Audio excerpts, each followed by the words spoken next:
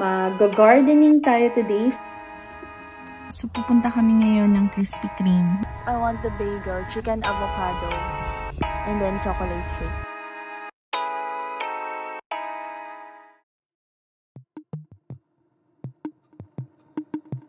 Hi everyone! Welcome back to my channel. Ayan, another day, another vlog na naman. It's just gonna be a simple day with me here. Ang plano ko is mag-gardening tayo today, finally. Meron lang akong mga sinampay na kukunin. Just a relaxing day with me today. And so before we begin, just wanna tell everyone that I already have an Instagram account, Facebook page, and may TikTok account na din po ako. So, all three of them. Lalagay ko yung mga ads ko dito sa side na to. Please do follow me there as well kung hindi pa kayo nakakapag-follow. And yan, so, samahan nyo ako today for a relaxing afternoon with me. So, ina-enjoy ko na tong peaceful afternoons ko while waiting na mag-start ako sa job ko. Siguro by the time I post this video, baka nag-work na ako. So, mixed emotions siya. Medyo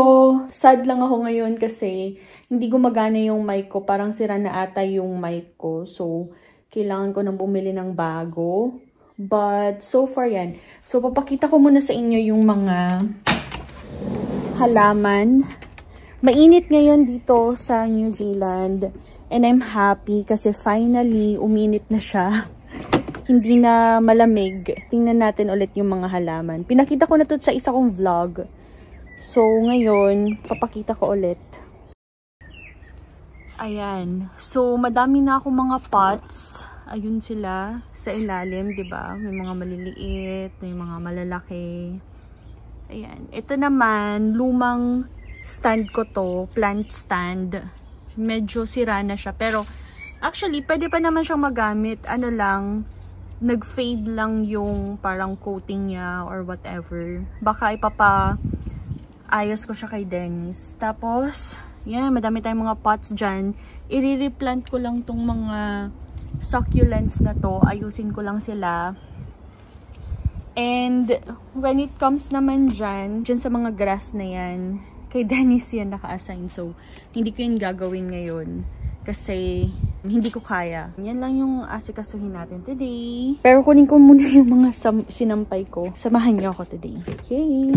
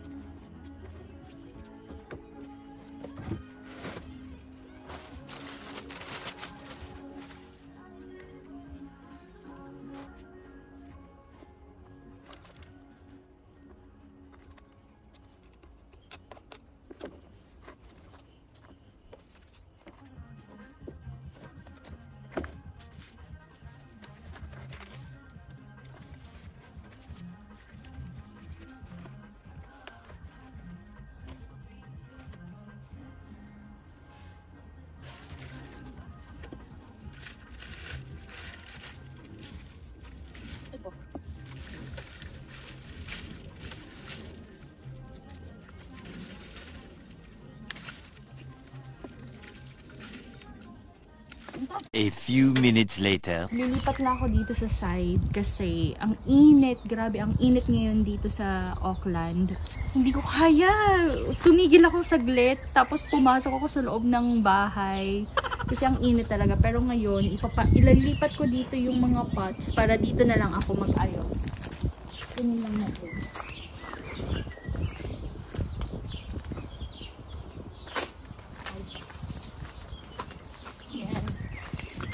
Lang dito sa gilid. So, iriripat ko lang sila. Kasi parang crowded na sila sa mga pots nila.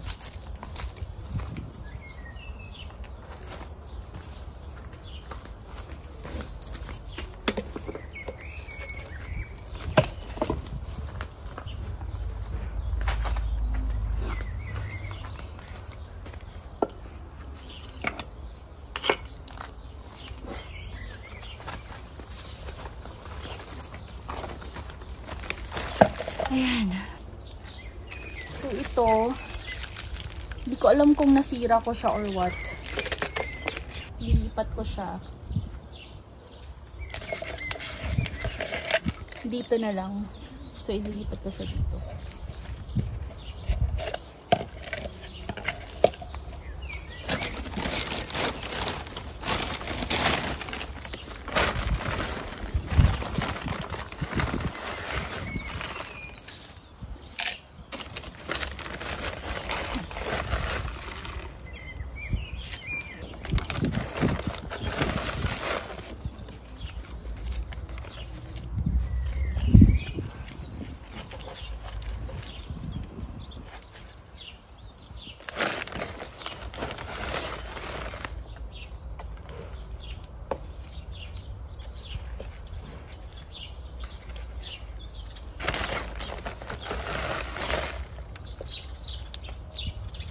So, I just want to say na I'm not an expert.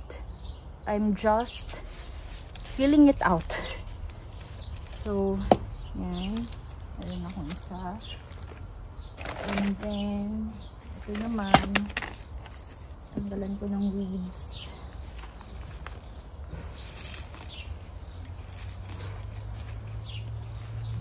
Tanggal na siya, guys. Tanggal na.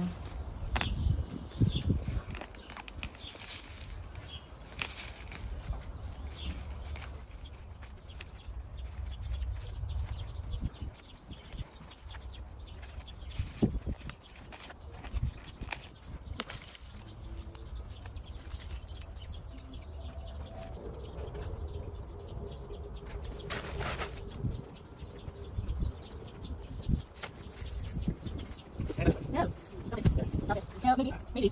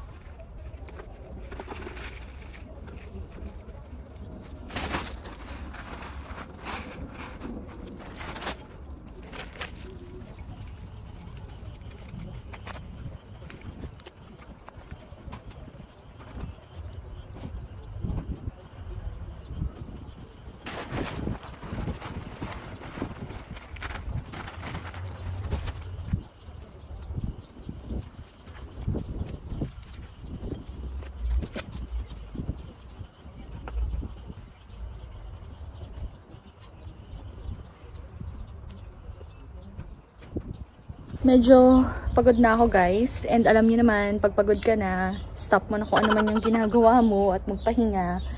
But, ayan, papakita ko na sa inyo kung ano yung improvement so far compared kanina.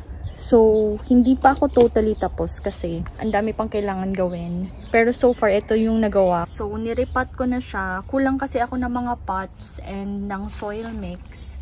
Kaya, tinanggalan ko muna ng mga weeds. Yung iba, gaya nito, yung tatlo na yan, wala na yung weed. Ito, galing to sa ibang lugar. Kaya, huwag natin siyang pansinin. And, yan. Ito, ganda nito talaga. Ito yung favorite succulent ko siguro. Wow! Tapos, yan, naripat ko na siya. Ito, may mga succulents akong tinanggal. So, iriripat ko din sila pag meron na akong soil. Meron na akong pot mix. Naubos ko siya guys. So wala na yun. Balik na tayo sa loob. Diyan na muna siya for now. Meron pa ako dun tira. Pakita ko sa inyo. Yan.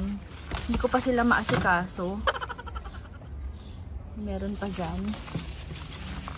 And yan. So for now, ang plano ko is magtutupi ako ng damit. Housewife duties. Yan na muna ngayon. After ko magtupi ng damit, siguro, magpapahinga muna and then, yun lang yung plano ko today actually. Wala naman ako masyadong ginagawa. And may gagawin pala akong isang video. So, kailangan ko lang ayusin yung script and everything. So, I hope abangan nyo yung mga videos ko sa channel. So, ayos muna tayo ng mga damit. Tupi tayo habang nanonood ng TV.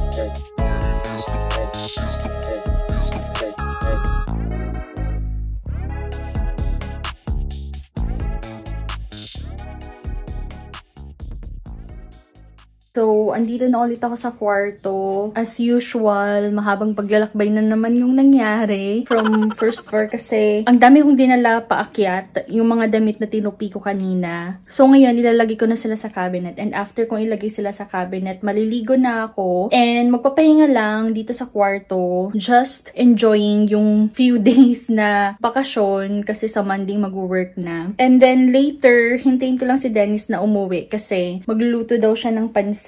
Yung sa previous video ko, pansit din yung niluto niya. So, magluluto ulit siya ng pansit, which I love kasi isa yun actually sa mga favorite kong niluluto ni Dennis, yung pansit. And yung isa, sisig. Masarap siyang magluto ng sisig. Yun lang. And then, magpapahinga lang ako and lagay lang natin muna tong mga damit sa cabinet.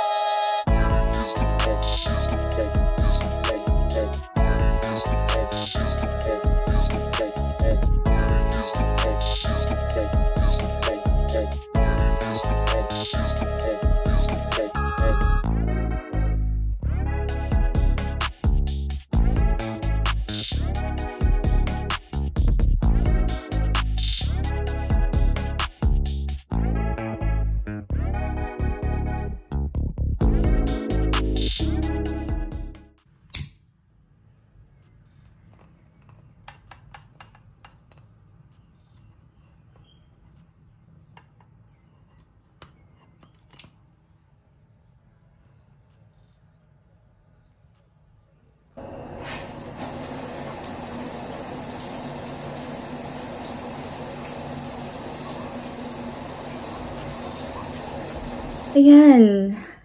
Tapos na ako maligo. And ang gagawin ko na lang ngayon is hintayin ko si Dennis na makauwi. And habang naghihintay, mag-aayos na ako ng mga uploads ko sa YouTube, Instagram, Facebook. Nagpo-post din po ako sa TikTok, sa Instagram, sa Facebook, aside from my YouTube channel. So kung hindi pa po kayo nagpo-follow, please follow me on my socials as well. And while waiting, yun lang yung gagawin ko, and nanonood ako ng series actually. So right now, ang pinapanood ko is yung Suits. Nire-rewatch ko siya. Hindi ko siya natapos last time. Tapos parang gusto ko siyang tapusin ngayon. That's it. I'll see you later pag uwi ni Dennis.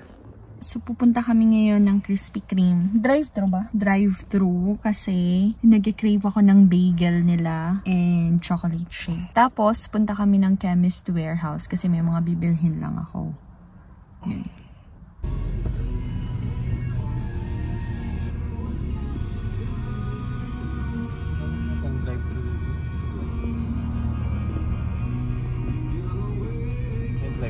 I want the bagel, chicken avocado, and then chocolate shake. Hi, they order when you're ready. Can I have one chicken and avocado bagel? Yep.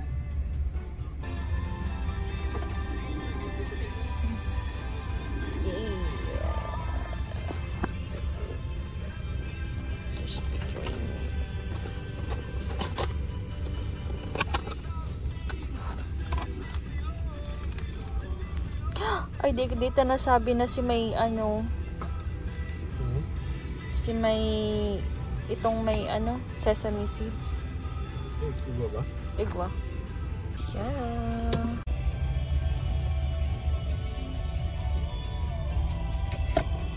Siram. Siram ang chocolate shake nila.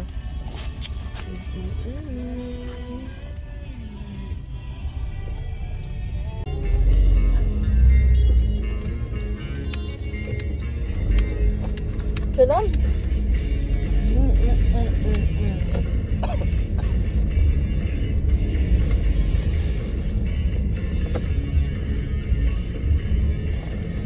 You wanna bite? You want to bite?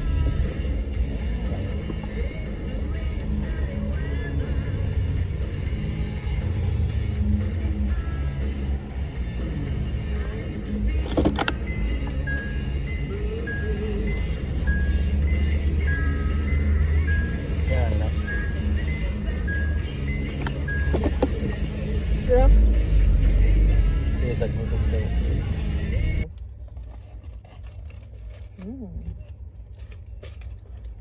May tisong tinao sa to. Sira ro. Ano ba yun? Pepper? Go have a tissue.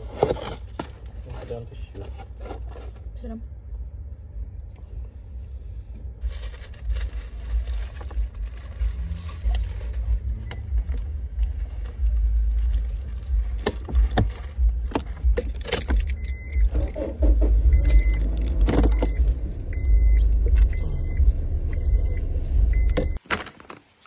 So, nakabalik na kami.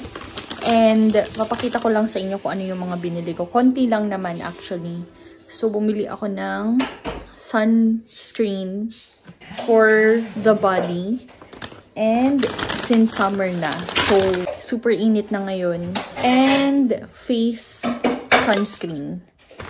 And, pills. And then, bumili din ako ng tissue.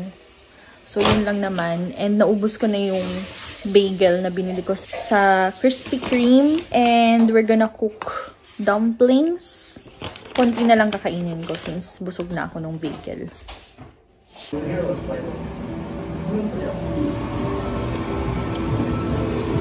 What's that? Chicken rice.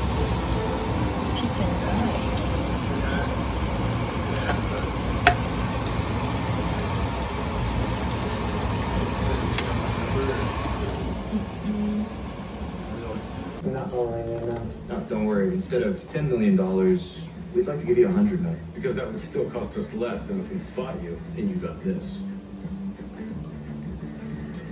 I have no idea what that is. Yes, you do. It's the glue that enables AYZ to stack more microchips than you, and you've been after it for a year. And when you saw me coming, You used the opportunity to bait me into introducing evidence so that you could turn it around and manufacture a suit to get your hands on that during discovery. You can't prove that. I can. When I ask your analysts why you hired him in the first place. He's gonna say that Janice needed the So our here's what's gonna dinner happen. for You're tonight gonna drop the suit, is publicly admit to wrongdoing, this and pay us dumplings, and then This will cost my client a fortune. Yeah, but it's better than being convicted Hey. of corporate espionage. Elliot, with chili give you a oil. dignified way out. A chance to really put it to bed. The judge is gonna bang that gavel in 30 seconds. When that... We'll take the deal. I'm just saying, if you're gonna quote a movie, quote a movie. I got one word wrong. And change the entire meaning of the quote. Not to me, it didn't. What I thought the quote was. Okay, fine. You want to be disrespectful. So Martin Scorsese, you go right ahead. Martin Scorsese didn't even write the damn movie. If anything, it's the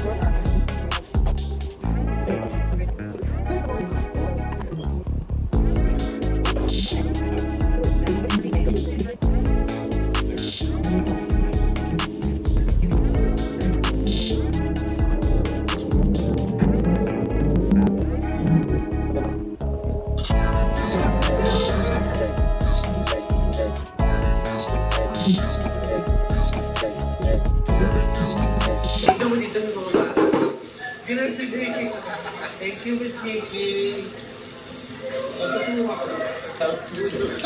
Nakakatawa. Di ba yung sinisibog na?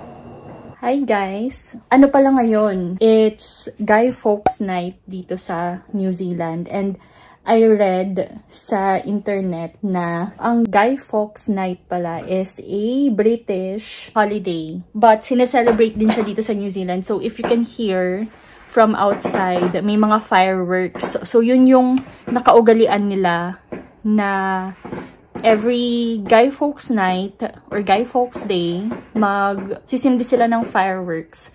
So, siya ay si Guy Fawkes or si Guido Fawkes. While fighting for the Spanish, he was a member of a group of provincial English Catholics involved in the failed gunpowder plot of 1605. He fought for Catholic Spain in the 80 Years' War against Protestant Dutch reformers in the Low Countries, and he traveled to Spain to seek support for a Catholic rebellion in England without success. Nagkaroon ng gunpowder plot. In 1604, Fawkes became involved with a small group of English Catholics led by Robert Catesby, who planned to assassinate the Protestant King James and replaced him with his daughter, third line in the line of succession, Princess Elizabeth. Basta, all about dyan sa plot na yan, kaya sila nag-celebrate ngayon. And since yung New Zealand is naging part ng UK, karamihan ng mga holiday doon is holiday din dito sa New Zealand. Kaya yun, mas madaming nagpapa-fireworks ngayon kaysa pag New Year. That's it for this vlog. I'm ready to sleep na. Actually, I'm ready to chill. Manonood na lang ako ng series and sa iPad ko, and then scroll and then wait until maantok ako. So, yun. And I'm planning to make another video tomorrow to make up for 3 years na hindi ako nakapag-vlog. Yun. So, thank you so much for watching this video. And please follow me on my socials. Andyan po lahat. Thank you and see you on the next one. Bye!